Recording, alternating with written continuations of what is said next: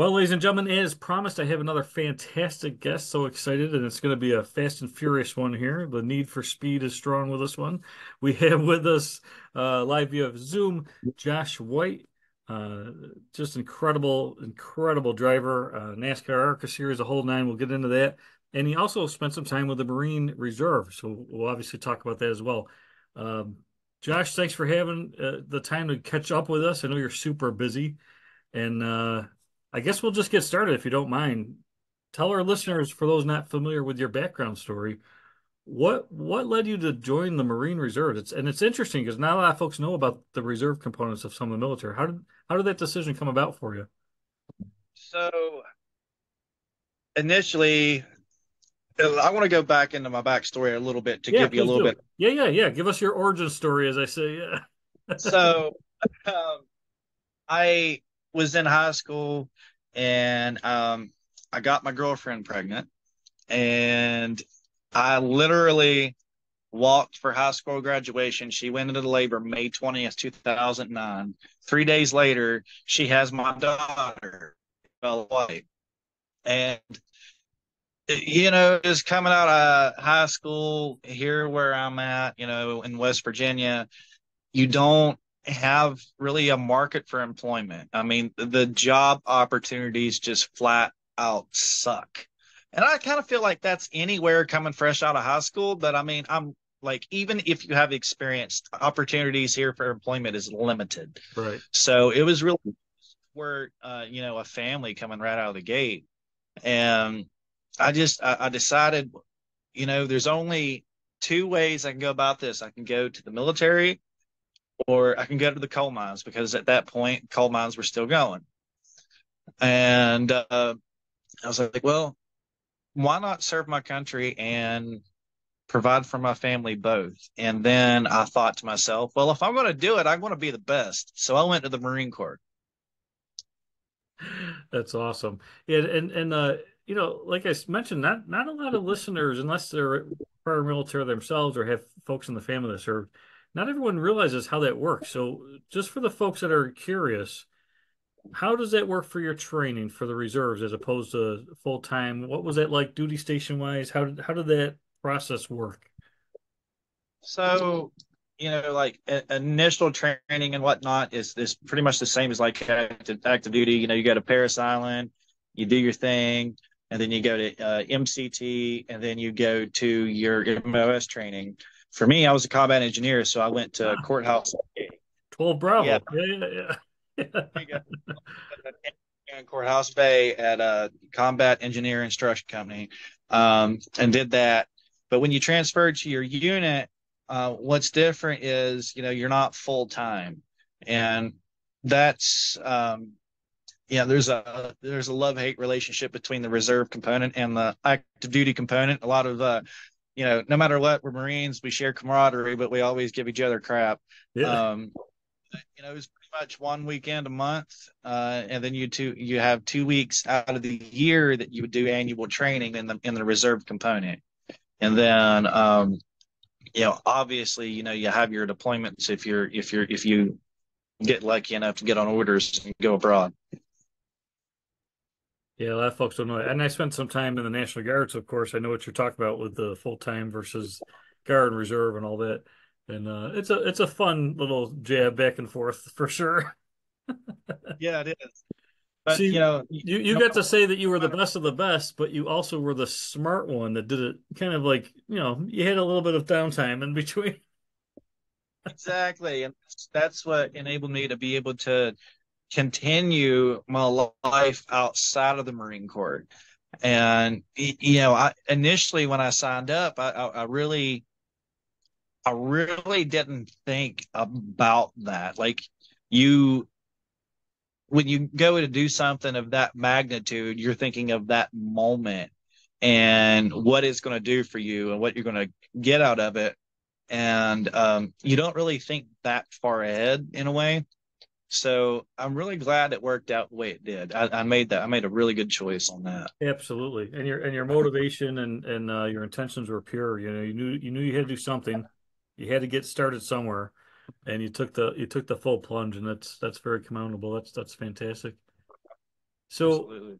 so I'm a little bit privy to some of the things I'm asking about, but our listeners don't follow you probably as much as I have in recent years. But just kind of catch us up to speed. You always had this passion for driving, obviously. Tell us a little bit about that, and tell us how the first opportunity came for you to actually do it for a living. How did that transition go from dream to an actual potential paycheck? So I started racing when I was 16, and I got actually started doing straight lines, doing a drag strip, um, and it's funny how it worked out. I eventually went to circle track racing, went to dirt late model, and I was really good on the dirt. I have definitely considered going back to the dirt because I was so successful at it and I had so much fun. But I've won 5 times. I have 5 top 5s in on dirt. Um, and then I went to the Marine Corps, came back and continued on that and built on that platform. And it was funny how I climbed the ladder. Funny how it worked out. There was this website. It's still it's still a thing to this day called racingjunk.com. And I went on that and was looking, because different teams will post on that and be like, I'm looking for this, driver opportunities available or whatnot. And I found this one, wasn't too far from me. They did some things in the ARCA truck series Right. and I connected with them. And that's how I started climbing the ladder. I went to Fast Track Racing School. Andy Hillenberg owns it, and um, yeah, does all that. And I went and done that course with him, and that gave me kind of some leeway to go into the ARCA Truck Series with that team. And we did a bunch of testing, and I did a race and got a top 15. And that's actually how I met the team I was going to race for the following year Yeah. or the same. Um, Hickson Motorsports.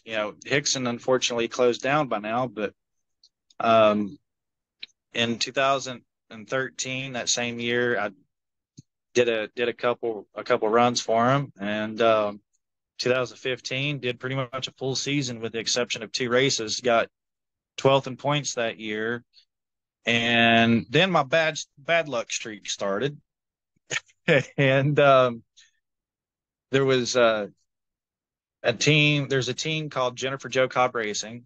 Jennifer Joe Cobb owns it. She races herself.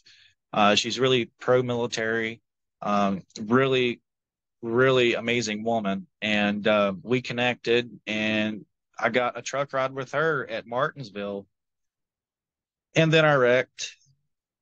And then a couple years ago, I went to Charlotte Motor Speedway and raced in ARCA again. And then I wrecked there too. So Yeah. I need some redemption, man. Like my Yeah. next race, finish it. You know what I'm saying?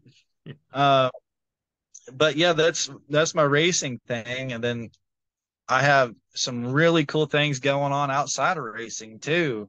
I have a hunting show, and Yes, I saw that. Yeah, I saw that. I started a couple years ago just on YouTube, Yeah. and I got a lot of good feedback on it.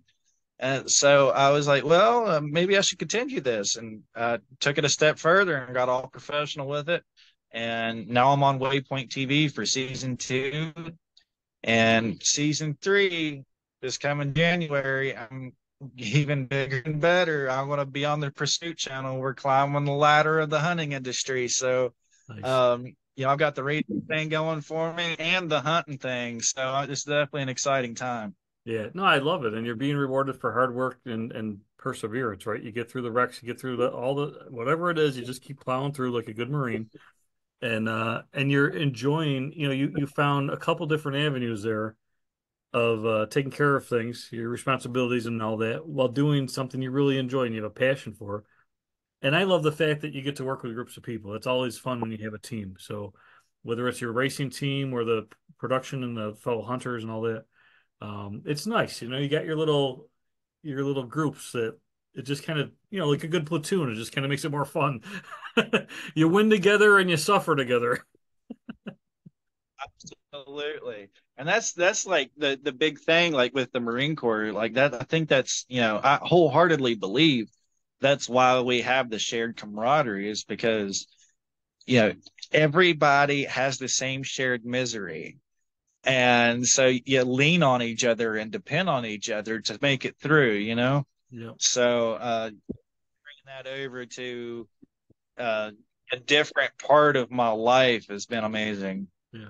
I used to say I spent some time with an infantry unit when we were overseas. I used to say I would say embrace the suck and Yep. we'll find our luck. That's pretty much it. Yeah, That's what I tell people. You kind of gotta look for failure to succeed, yeah, and so you definitely have to embrace the suck. yeah. So going back to your service days, just for fun, I'm always curious because everyone has different experiences. Um, I've never had the same answer twice, so I'm just curious about this. Out of all the time that you served, was there one particular lesson that you learned that really became like a permanent, almost like a mantra, or something that really is persistently coming up in your life, and you're like, "Yep, I know this lesson," or maybe there was just a leader that taught you something specific that you always remember the leader giving you some advice. Anything like that that kind of still resonates nowadays? Um, well, where should I start? Really, I mean, there's quite a few things that transitioned over.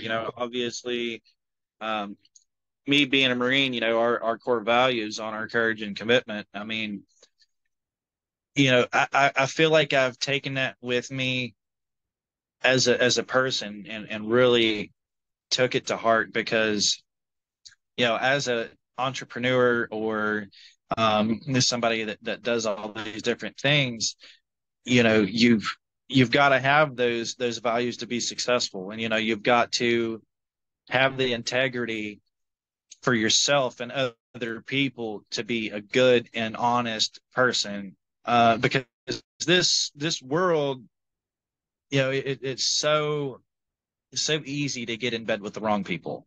And with that being said, as long as you're honest and true to yourself and others, and you carry that honor, courage, and commitment with you, um, then people don't really mind working with you. You're good to work with. And with that, I've had sponsors come back for races, or this hunting show deal. I'm having sponsors come back for the following year.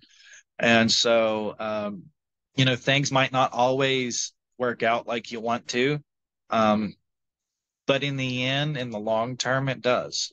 And as far as like other things, the motivation to keep going, like you said, embrace the suck. You always want to be consistent and persistent in what you do. You don't give up. There's no such thing as give up. In the Marine Corps, there's this saying, retreat hell. You Yeah, just don't do it. And so I'm not going anywhere.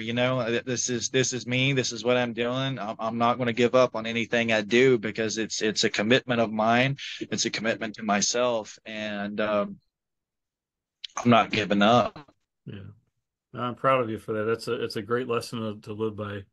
And yeah, I mean, you got two choices. You keep going or you keep going. I mean, there's not really Oh, there's no exit on the path. You're driving no matter what. right. What are you going to accomplish if you don't try? Yeah. And I even see that in business. I have a modest business and things like that. And even in that world, you got to realize when you're hitting headwinds and you got something going against you, and it's not just you, it's everybody, which means it's your competition too.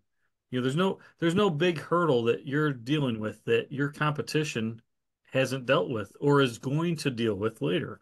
It's not like the world's against one person. The world has all these fun obstacles that we all get presented with, and how we handle it, that's what sets the folks apart. It's really that simple. So Right. you've dealt with wrecks. All your competitors have dealt with wrecks. You learn from it and you persevere. You know. Definitely do. I mean, it was really unfortunate. This last time I wrecked, at Charlotte, it's so disheartening. It was my first race. and a few years, and I've never been at Charlotte Motor Speedway, and it was a learning experience. But um, starting the race, I decided to lay back a little bit, get some breathing room, get a little bit comfortable with the car, the track.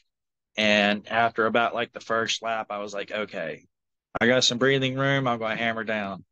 And I did. And that car was, I mean, I was catching back up with the main pack. I was passing cars left and right. Everything was great until I went into turn three and the car didn't turn. It went straight.